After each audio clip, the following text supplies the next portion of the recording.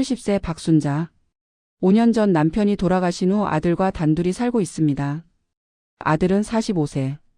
실직 후 술을 마시기 시작했고 술만 마시면 저를 때립니다. 처음엔 욕설이었습니다.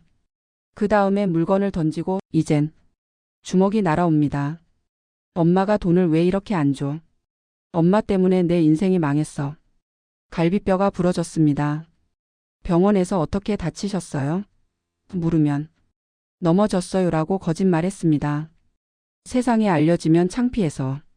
내가 키운 자식인데 경찰에 신고할 수 없어서. 그렇게 5년을 참았습니다. 그런데 어느 날 이웃 아주머니가 물었습니다.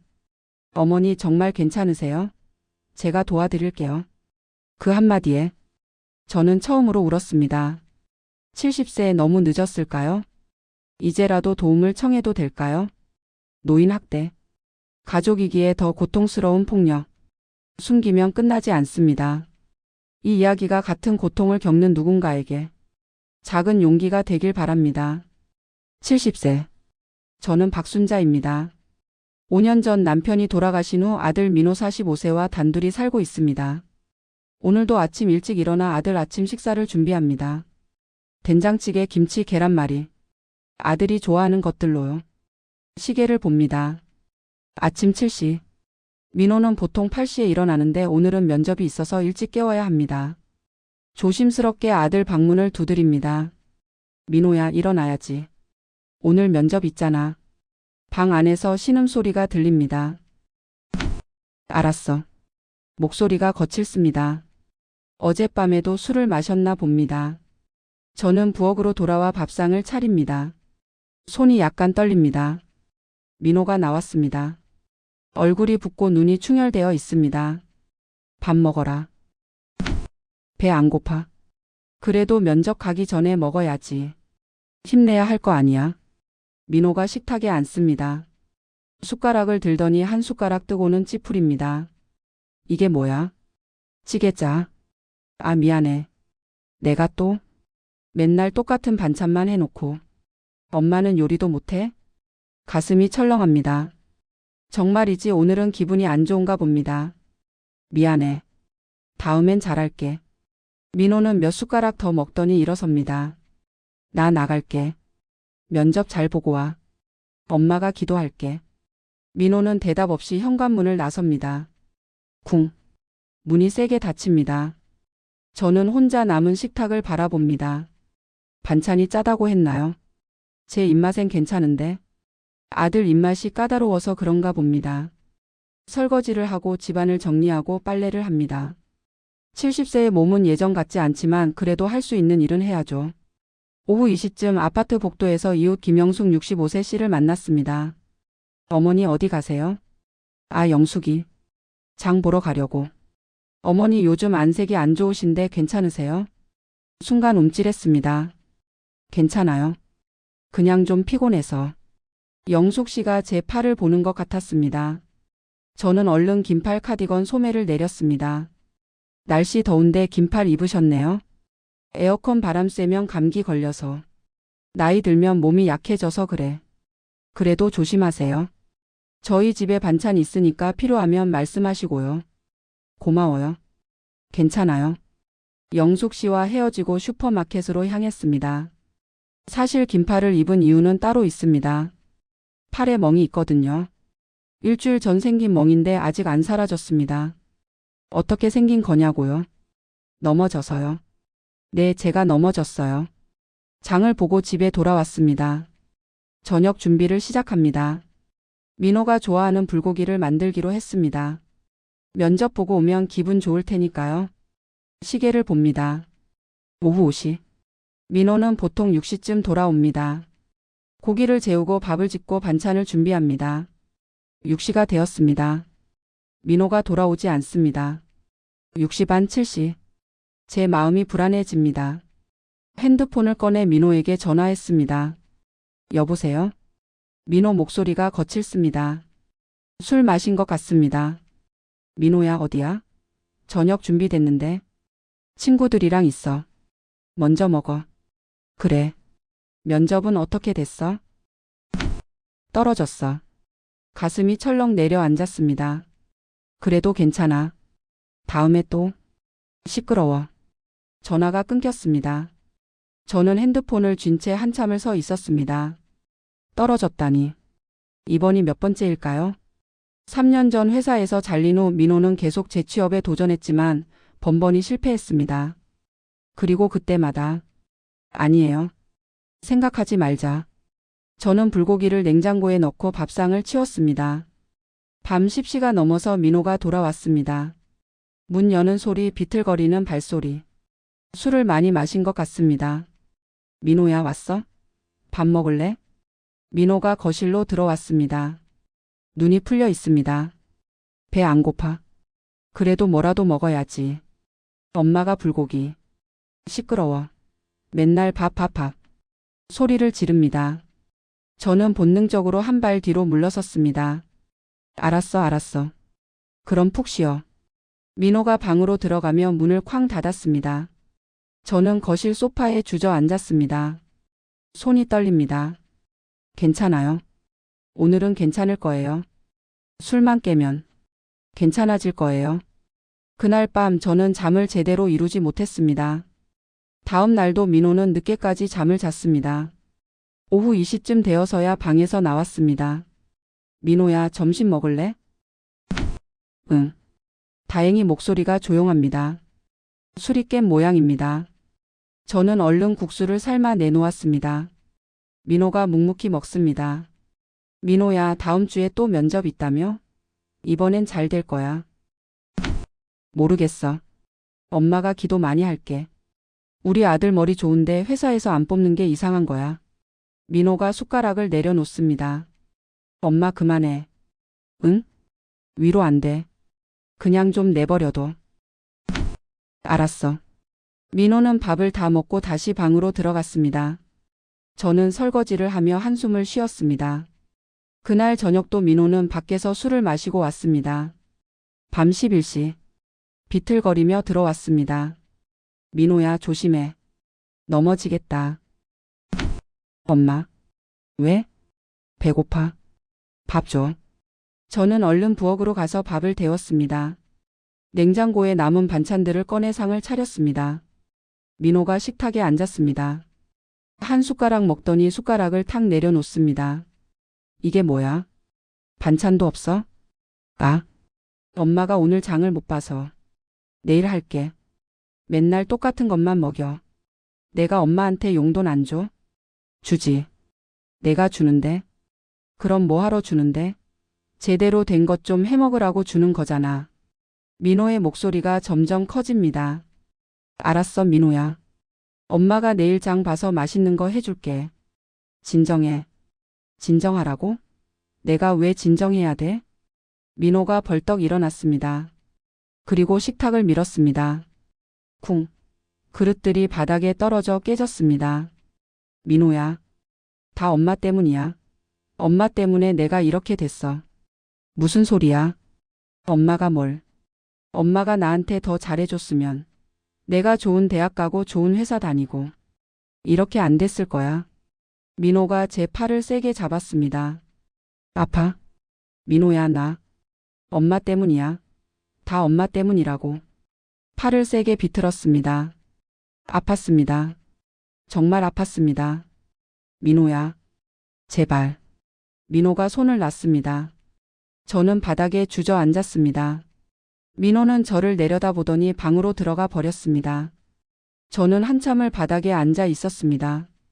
깨진 그릇 조각들 사이에서 팔이 아팠습니다. 빨갛게 부어올랐습니다. 천천히 일어나 깨진 그릇들을 치웠습니다. 손가락에 그릇 조각이 찔려 피가 났지만 아픈 것도 느껴지지 않았습니다. 다 치우고 나서 저는 거실 소파에 앉았습니다. 팔을 만져봤습니다. 내일이면 멍이 들겠죠. 또 회상 시작 처음은 3년 전이었습니다. 민호가 회사에서 구조조정으로 잘렸을 때 그날 밤 민호는 술을 마시고 집에 왔습니다. 엄마, 나 회사 잘렸어. 뭐? 왜? 구조조정이래. 나이 많은 사람들 자르는 거야. 괜찮아, 민호야. 다른 데 취직하면 돼. 그래. 하지만 쉽지 않았습니다. 40대 중반의 나이에 재취업은 어려웠습니다. 한 달이 지나고 두 달이 지나고 6개월이 지났습니다. 민호는 점점 침울해졌고 술을 자주 마시기 시작했습니다. 처음으로 저를 때린 건 1년 후였습니다. 술을 마시고 들어와 밥 줘라고 했는데 제가 이미 다 치웠어. 내일 먹자라고 하자. 따기를 맞았습니다. 엄마가 뭘 잘못했다고. 밥 안 차려놨다고 때려? 제가 소리치자 민호는 정신을 차린 듯 얼굴이 하얗게 질렸습니다. 엄마, 미안해. 내가 술을 너무 많이 마셔서 정신이 없었어. 그래, 괜찮아. 진짜 미안해. 다시는 안 그럴게. 민호가 울었습니다. 45세 아들이 제 앞에서 울었습니다. 저는 아들을 안아주었습니다. 괜찮아. 엄마가 이해해. 내가 힘드니까 그런 거지. 하지만 다시 그랬습니다. 한 달 후 또 술을 마시고 와서 물건을 던졌습니다. 그 다음 달에는 제 팔을 잡아당겼습니다. 처음엔 한 달에 한 번이었는데 점점 자주 일어났습니다. 일주일에 한 번, 며칠에 한 번. 이제는 술만 마시면 그랬습니다. 회상 종료 현재로 돌아왔습니다. 저는 팔을 쓰다듬으며 생각했습니다. 민호가 원래 이런 아이가 아니었는데. 어릴 때는 착했습니다. 엄마 말 잘 듣고 공부도 잘하고. 남편이 살아계실 때도 효자였습니다. 아버지가 돌아가셨을 때 제일 많이 울었던 게 민호였습니다. 엄마, 내가 엄마 잘 모실게. 걱정 마. 그렇게 말했는데 지금은 왜 이렇게 됐을까요? 제가 뭘 잘못한 걸까요? 제가 더 잘했어야 했나요? 그날 밤 저는 오랫동안 잠들지 못했습니다. 일주일이 지났습니다. 팔의 멍이 점점 커졌습니다. 보라색에서 검은색으로 변하고 있었습니다. 아팠습니다. 팔을 움직일 때마다 찌릿했습니다. 결국 병원에 가기로 했습니다. 동네 정형외과. 대기실에 앉아 순서를 기다렸습니다. 박순자님 들어오세요. 진료실로 들어갔습니다. 젊은 여자 의사가 저를 봤습니다. 어떻게 오셨어요? 팔이 좀 아파서요. 보여주세요. 긴팔을 걷어 올렸습니다. 의사의 표정이 굳었습니다. 이거 어떻게 다치셨어요? 순간 말문이 막혔습니다. 넘어졌어요. 넘어져서 이렇게 됐어요? 의사가 의심스러운 눈빛으로 저를 봤습니다. 네, 화장실에서 미끄러져서. 근데 멍이 손가락 자국처럼 보이는데요. 가슴이 철렁했습니다. 아, 그게 넘어질 때 제가 팔을 잡았나 봐요. 의사는 한참을 저를 보다가 한숨을 쉬었습니다. 어르신 혹시 집에서? 아니에요. 그냥 제가 조심성이 없어서 넘어진 거예요. 그러세요? 엑스레이 찍어봅시다. 엑스레이를 찍었습니다. 다행히 뼈는 괜찮았습니다. 의사가 파스와 진통제를 처방해 주었습니다. 어르신 조심하세요. 자주 넘어지시면 큰일 나요. 네, 조심할게요. 약국에서 약을 받았습니다. 약사가 말했습니다. 어머니 요즘 자주 오시네요. 조심하세요. 네, 집으로 돌아오는 길. 저는 제 모습을 생각했습니다. 약사 말이 맞았습니다. 요즘 자주 병원에 갑니다. 지난 3년간 몇 번이나 갔을까요? 손가락으로 세어봤습니다. 팔멍이 들었을 때, 허리를 삐었을 때, 어깨가 아팠을 때, 땀이 부었을 때 수십 번은 되는 것 같습니다. 그때마다 저는 넘어졌다, 부딪혔다, 혼자 다쳤다라고 말했습니다. 단 한 번도 진실을 말한 적이 없습니다. 왜일까요? 창피해서요. 70세 노인이 아들한테 맞고 산다는 게 세상에 알려지면 사람들이 뭐라고 할까요? 아들을 잘못 키웠나 봐. 자식이 왜 엄마를 때려? 엄마가 뭔가 잘못했겠지. 그런 말들을 들을까 봐. 무서웠습니다. 집에 도착했습니다. 민호는 방에 있었습니다. 저는 조용히 파스를 붙이고 긴팔로 팔을 가렸습니다. 그날 오후 복도에서 이웃 영숙 씨를 만났습니다. 어머니 어디 다녀오세요? 응, 병원 좀 다녀왔어. 또요? 괜찮으세요? 영숙 씨의 목소리에 걱정이 묻어났습니다. 응, 괜찮아. 나이 들면 이것저것 아프잖아. 근데 요즘 민호가 술 많이 마시는 것 같던데. 순간 심장이 쿵했습니다. 그래? 나는 잘 모르겠는데. 복도에서 소리도 많이 들려요. 괜찮으세요? 응, 괜찮아. 우리 민호 착해. 그냥 요즘 힘들어서 그래. 그래도 조심하세요, 어머니. 영숙 씨는 뭔가 더 말하고 싶은 것 같았지만 그냥 돌아갔습니다. 저는 집으로 들어와 문을 닫았습니다. 영숙 씨가 눈치챘을까요? 민호가 저를 때린다는 걸. 아니에요. 설마요. 조심해야겠습니다. 더 조용히 살아야겠습니다. 그날 밤 민호는 또 술을 마시고 들어왔습니다. 엄마 돈 줘. 돈? 이번 달 용돈 다 줬잖아. 더 필요해. 친구들이랑 술 마셔야 하는데. 민호야, 엄마 연금 다 내주는 거 알지? 더는 없어. 거짓말하지 마. 엄마 적금도 있잖아. 그건 나중에 내 결혼 자금으로. 결혼? 내가 이 꼴로 누구랑 결혼해. 지금 당장 돈이 필요하다고. 민호가 제 가방을 낚아챘습니다. 민호야, 안 돼. 지갑을 꺼내 돈을 다 가져갔습니다. 민호야, 그 돈으로 이번 주장 봐야 하는데. 시끄러워. 민호가 나가버렸습니다. 저는 빈 지갑을 들고 주저앉았습니다. 정말이지 어떻게 해야 할까요? 며칠 후 밤 10시쯤이었습니다. 민호가 또 술을 마시고 집에 들어왔습니다. 엄마 어딨어? 소리를 지릅니다. 왜 그래, 민호야? 오늘 또 면접 떨어졌어. 이게 몇 번째야? 괜찮아. 다음에 또. 다음?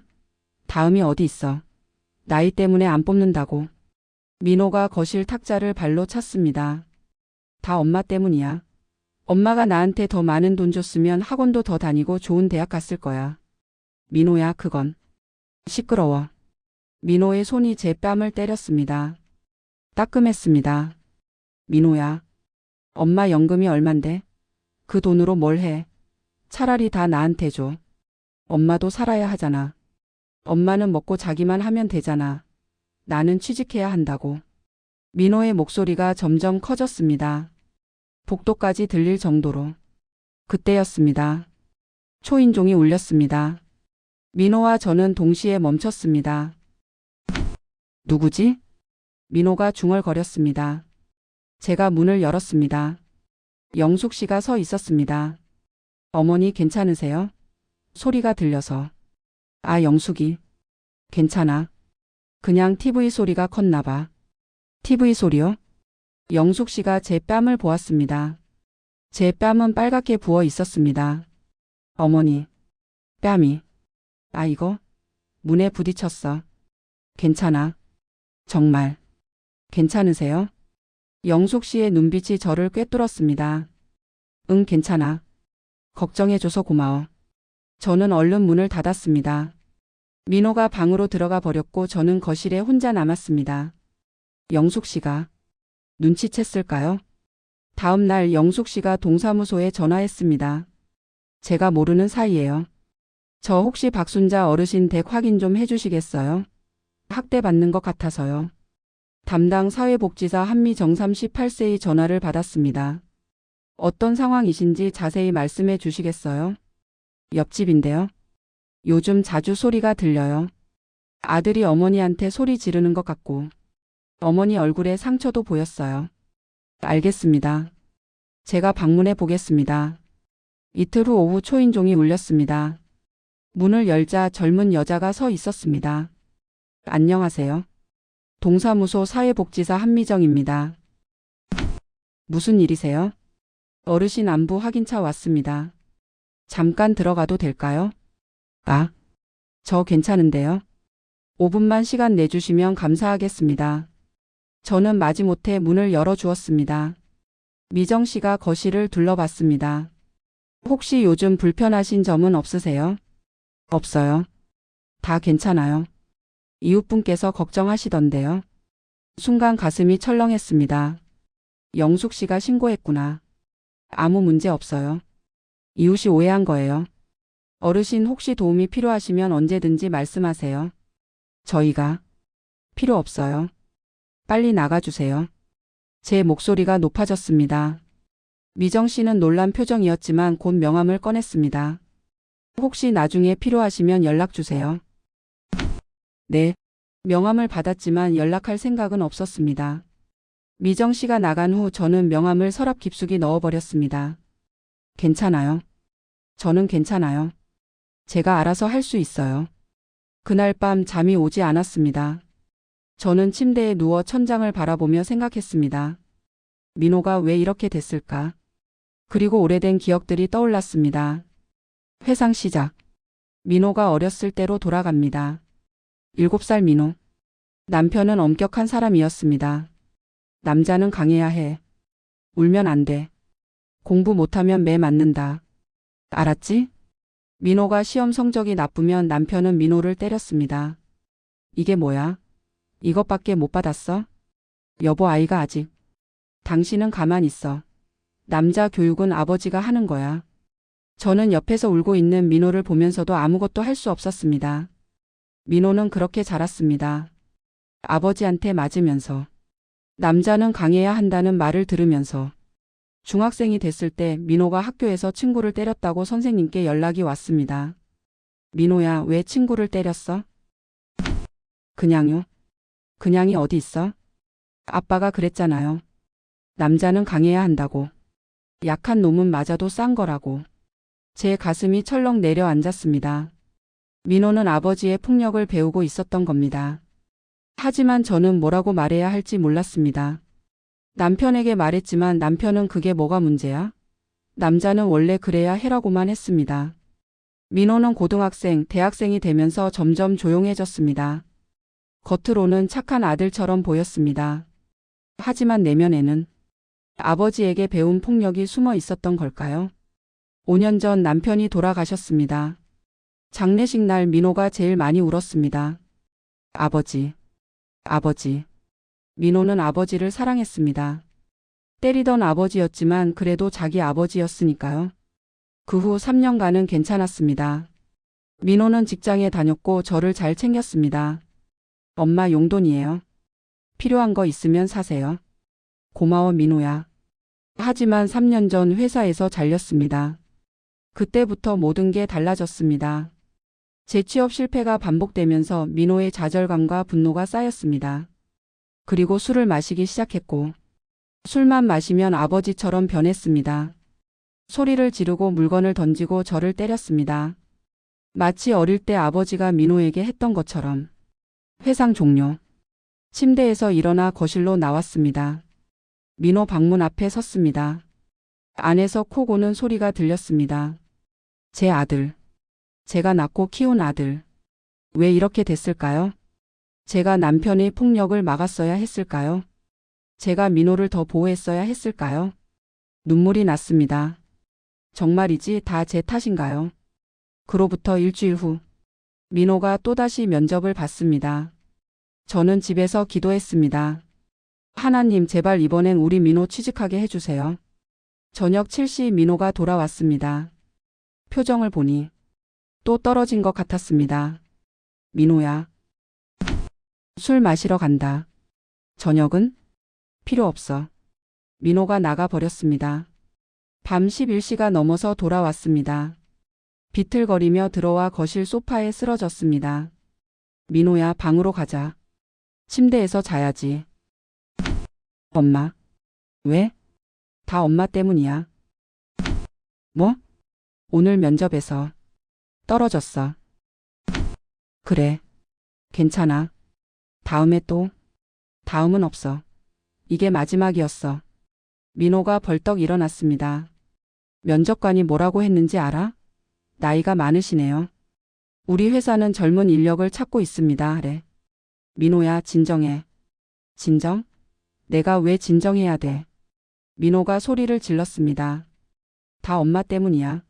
엄마가 나한테 돈을 더 줬으면 더 좋은 학원 다니고 더 좋은 대학 갔을 거야. 민호야, 엄마가 할 수 있는 건 다 했어. 거짓말하지 마. 엄마 적금도 있잖아. 그 돈 왜 안 써? 그건 나중을 위해서. 나중? 나중이 어디 있어. 지금 당장 돈이 필요하다고. 민호가 제게 다가왔습니다. 민호야, 진정해. 엄마가 내일 은행 가서. 닥쳐. 민호가 저를 밀었습니다. 세게. 저는 뒤로 넘어졌습니다. 등이 거실 탁자 모서리에 부딪혔습니다. 비명이 나왔습니다. 갈비뼈 쪽에서 날카로운 통증이 느껴졌습니다. 아파. 엄마? 민호가 저를 내려다봤습니다. 내가 뭘 잘못했어? 엄마가 넘어진 거잖아. 그리고 방으로 들어가 버렸습니다. 저는 거실 바닥에 누워 있었습니다. 일어날 수가 없었습니다. 갈비뼈가 부러진 것 같았습니다. 숨을 쉴 때마다 너무 아팠습니다.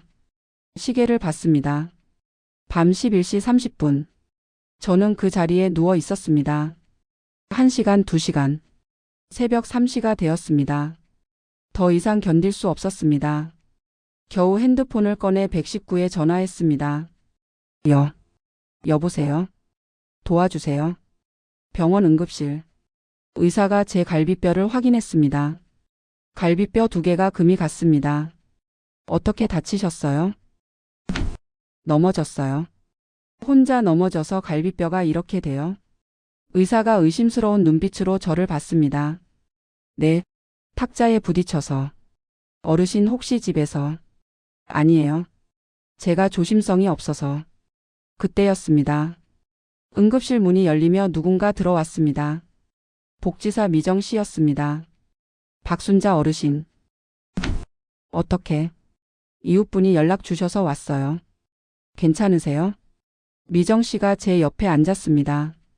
어르신 정말로 혼자 넘어지신 거예요? 저는 대답하지 못했습니다. 미정 씨가 제 손을 잡았습니다. 어르신 제가 도와드릴게요. 진실을 말씀해 주세요. 눈물이 흘러내렸습니다. 병실로 옮겨졌습니다. 6개월이 지났습니다. 민호는 재판을 받았습니다. 노인학대 상해죄로 기소됐고 집행유예 2년을 선고받았습니다. 대신 알코올 중독 치료와 분노 조절 상담을 받아야 했습니다. 감옥은 가지 않았습니다. 저는 안도했습니다. 그래도 제 아들이 감옥 가는 건 보고 싶지 않았으니까요. 재판 후 저는 노인보호시설의 도움으로 새 집을 구했습니다. 작은 원룸이었지만 제 이름으로 된 집이었습니다. 70평생 처음으로 제 명의의 집에서 사는 겁니다. 이사 첫날 이웃 영숙 씨가 찾아왔습니다. 어머니 새 집 축하드려요. 고마워요 영숙 씨. 그리고 네? 제 신고해줘서 고마워요. 어머니가 고마워하실 줄은 몰랐어요. 처음엔 원망했어요. 근데 지금은 영숙 씨가 아니었으면 전 아직도 그렇게 살았을 거예요. 영숙 씨가 제 손을 잡아주었습니다. 앞으로 잘 사세요 어머니. 자주 놀러 올게요. 복지사 미정 씨도 일주일에 한 번씩 방문했습니다. 어르신 요즘 어떠세요? 좋아요. 정말 좋아요. 다행이에요. 혹시 불편한 거 있으면 언제든 연락하세요. 네, 고마워요.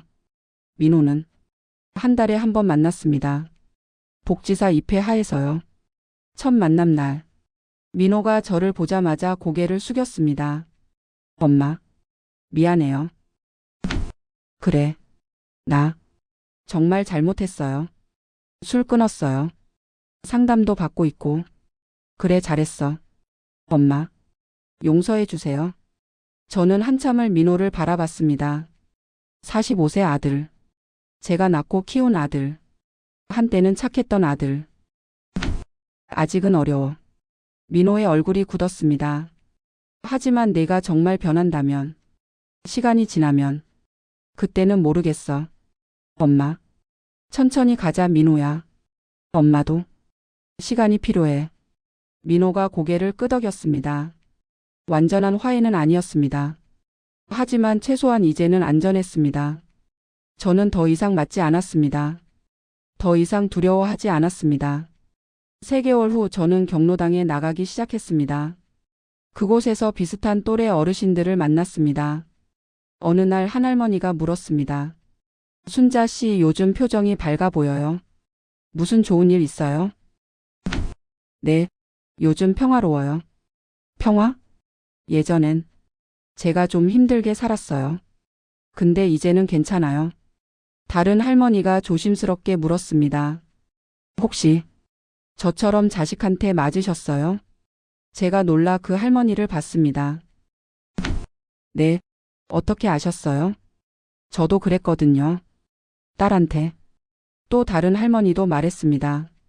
저도요. 아들한테 10년간. 우리는 서로를 바라봤습니다. 그리고 깨달았습니다. 우리만 그런 게 아니었구나. 많은 노인들이 똑같이 고통받고 있구나. 그날 우리는 오랫동안 이야기를 나눴습니다. 각자의 이야기를. 그리고 서로를 위로했습니다. 우리 잘못이 아니에요. 그래요. 우리도 보호받을 권리가 있어요. 나이가 많다고 해서 폭력을 참아야 하는 건 아니에요. 저는 집으로 돌아오는 길에 생각했습니다. 70세. 제 인생에서 가장 평화로운 시기입니다. 작은 원룸에서 혼자 살지만 두렵지 않습니다. 오히려 자유롭습니다. 밤에 누군가 술 마시고 들어올까봐 걱정하지 않아도 됩니다. 아침에 일어나 멍이 더 생기지 않았나 확인하지 않아도 됩니다. 그저 평화롭게 제가 원하는 대로 살 수 있습니다. 어느 일요일 오후. 저는 작은 베란다에서 차를 마시고 있었습니다. 창밖으로 햇살이 들어왔습니다. 따뜻했습니다. 핸드폰이 울렸습니다. 민호였습니다. 엄마 저예요. 응 민호야. 오늘 상담 받고 왔어요. 선생님이 제가 많이 좋아졌대요. 그래? 잘했네. 엄마. 저 정말 변하고 있어요. 술도 안 마시고 화도 안 내고. 그래. 계속 그렇게 해. 다음 달에 만날 수 있을까요? 저는 잠시 생각했습니다. 그래. 만나자. 고마워요, 엄마. 사랑해요. 전화를 끊고 저는 다시 창밖을 봤습니다. 사랑한다고요? 그 말을 들으니 복잡했습니다. 용서할 수 있을까요? 완전히 모르겠습니다.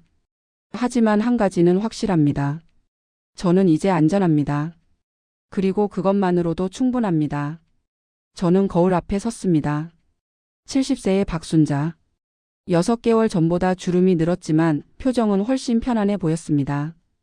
팔의 멍도 사라졌고 갈비뼈도 다 나았습니다. 저는 거울 속 제 눈을 보며 말했습니다. 잘했어. 용기 내줘서 고마워. 70세의 새로운 시작. 늦었지만 괜찮았습니다. 지금이라도 평화를 찾았으니까요. 그날 밤 저는 침대에 누워 생각했습니다. 복지사 미정 씨가 했던 말이 떠올랐습니다.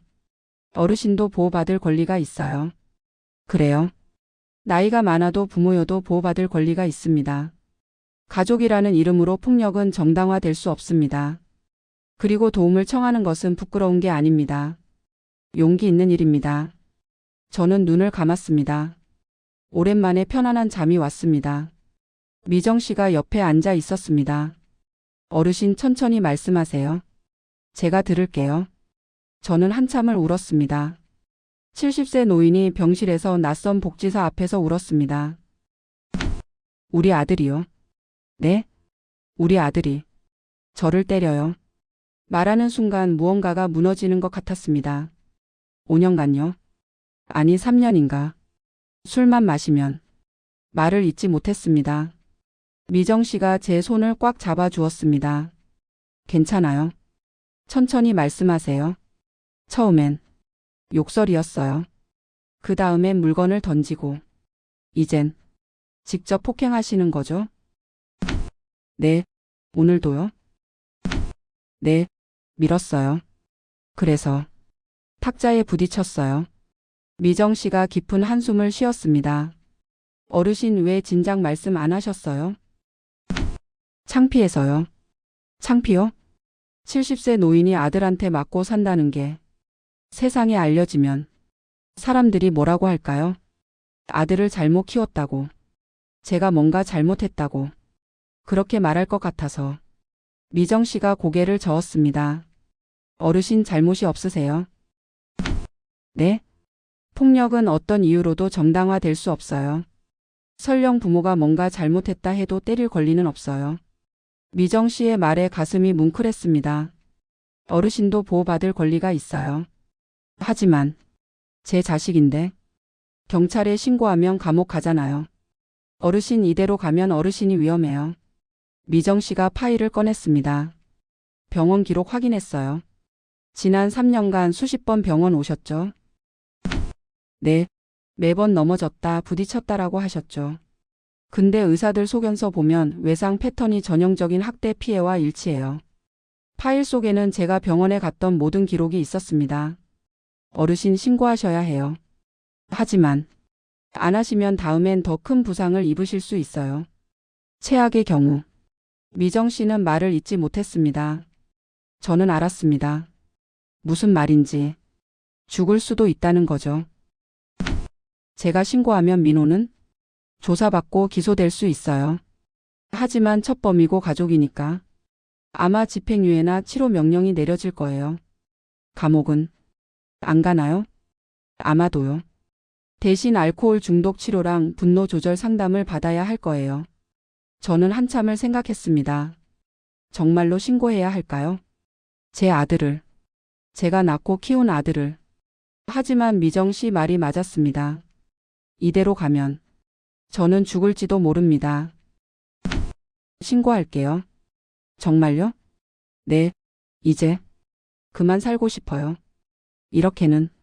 미정 씨가 제 손을 꽉 잡았습니다. 잘하셨어요, 어르신. 정말 용기 있는 결정이세요. 1시간 후 경찰이 병실에 왔습니다. 진술서를 작성했습니다. 3년간의 폭력을 모두 말했습니다. 그날 저녁 경찰이 우리 집에 갔습니다. 민호를 체포하러. 저는 병실에서 기다렸습니다. 미정 씨가 옆에 있어 주었습니다. 1시간 후 미정 씨 핸드폰이 울렸습니다. 네, 알겠습니다. 미정 씨가 저를 봤습니다. 체포됐어요. 가슴이 철렁 내려앉았습니다. 그래요? 괜찮으세요? 모르겠어요. 눈물이 또 흘렀습니다. 제가 한 게 맞는 걸까요?